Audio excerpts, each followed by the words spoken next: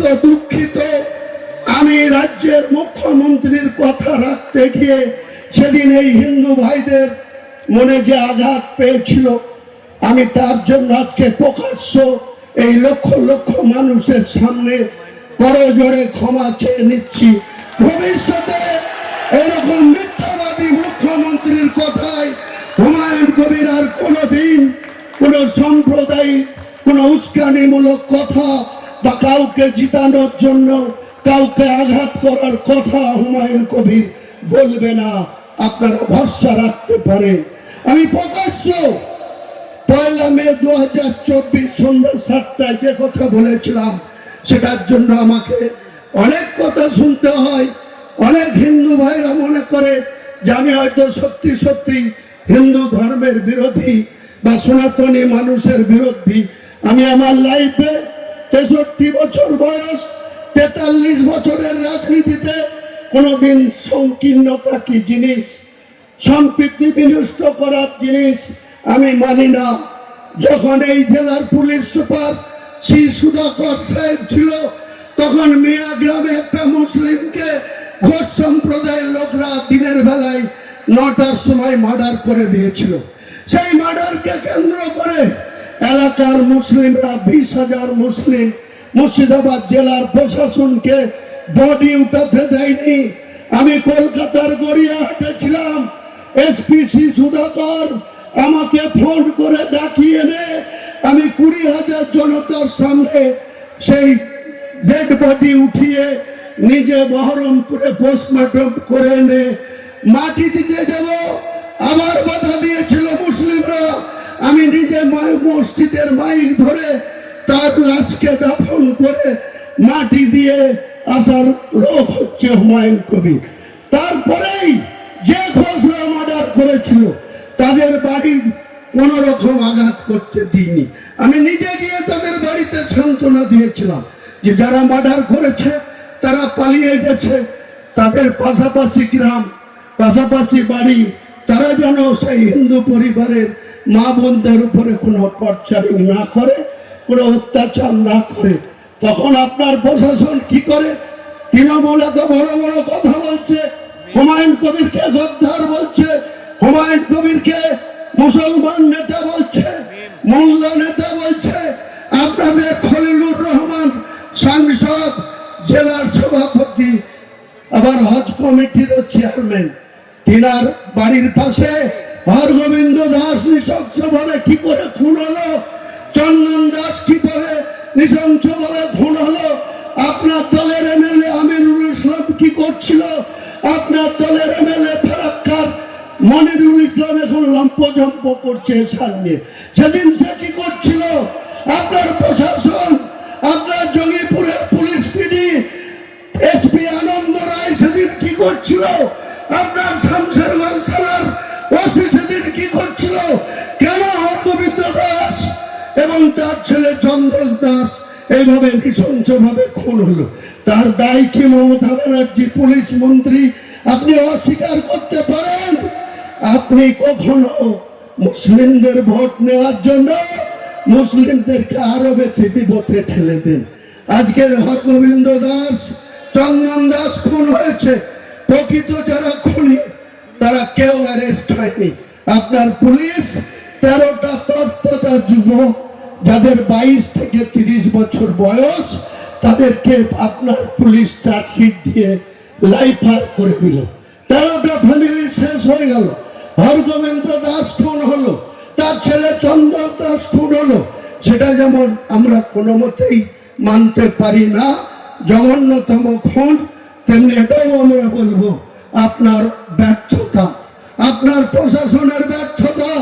বেলডাঙাতে আজকে এনআইএ এসছে, আপনার পুলিশ তটস্থ হয়ে গেছে, ভয়ে ঘুরে বেড়াচ্ছে আইসি বেলডাঙা, ভয়ে ঘুরছে, এসপি খোঁজ নিচ্ছে এনআইএ এসে কি করবে।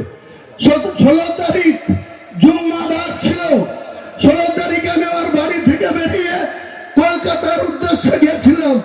আমার ভাই, আমাদের রাজ্যের যুব প্রেসিডেন্ট শোয়েব আহমেদ কবির আছে, আমি মিস্টার কর্নেল ত্যাগীর কাছে আমরা 6 তারিখে ব্রিগেড ময়দানে এরকম সভা করার জন্য চেয়েছিলাম। 6 তারিখের পরে 8 তারিখে প্রসেস করলো, কিছু কাগজপত্র চাইলো, এফিডেভিট চাইলো, সেটা 13 তারিখে দেওয়া হলো। 13 তারিখে আমাকে কর্নেল থেকে একটা চিঠি করলো। 16 তারিখে বেলা 1টার সময় আমাকে ডাকলো সশরীরে। আমার জুম্মার নামাজ পড়বো এখানে বাবরি মসজিদে, তবু আমি ওখানে গিয়ে বিধানসভায় নামাজ পড়ে মিস্টার ত্যাগীর কাছে আমি সৈয়দ কবিরকে নিয়ে গেলাম।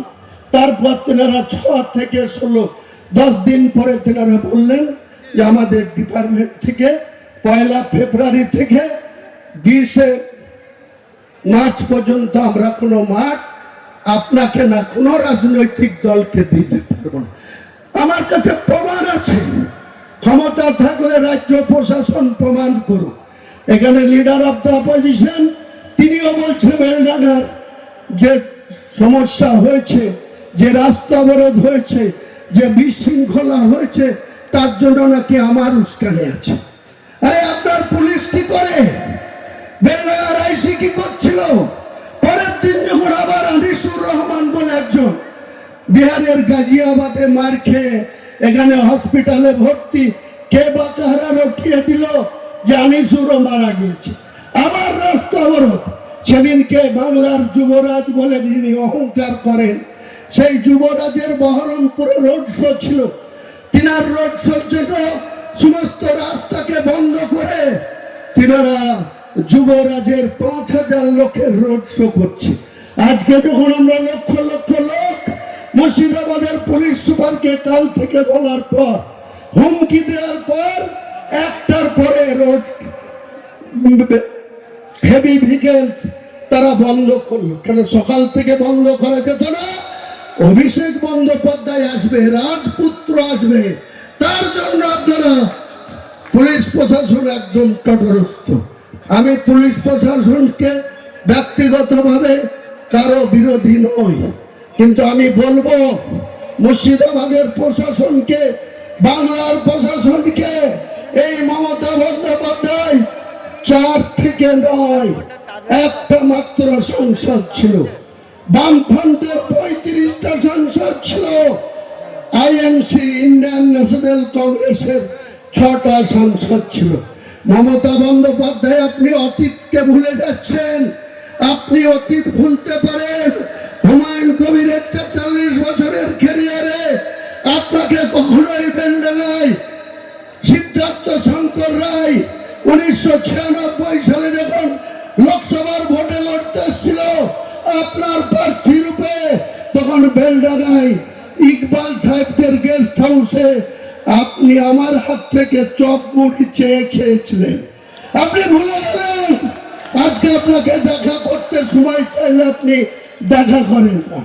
আপনি 20 মে 2011 যেদিন বাংলার মুখ্যমন্ত্রী হিসাবে শপথ করেছিলেন, সেদিন বলেছিলেন কালীঘাটের বাড়িতে আম আদমিদের সঙ্গে সাক্ষাৎ করবেন।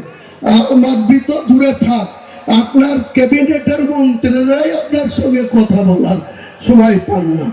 আমরা 220টা এমএলএ, মুর্শিদাবাদে 20টা এমএলএ হুমায়ুন কবিরকে যখন গুসা দেখায়, জোর দেখায়, আপনি হেলিকপ্টার থেকে নামলেন 5ই মে 2025।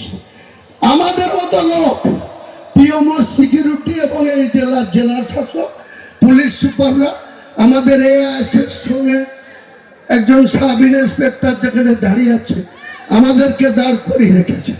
আমি বললাম আমি এক্ষুনি বাড়ি চলে যাব।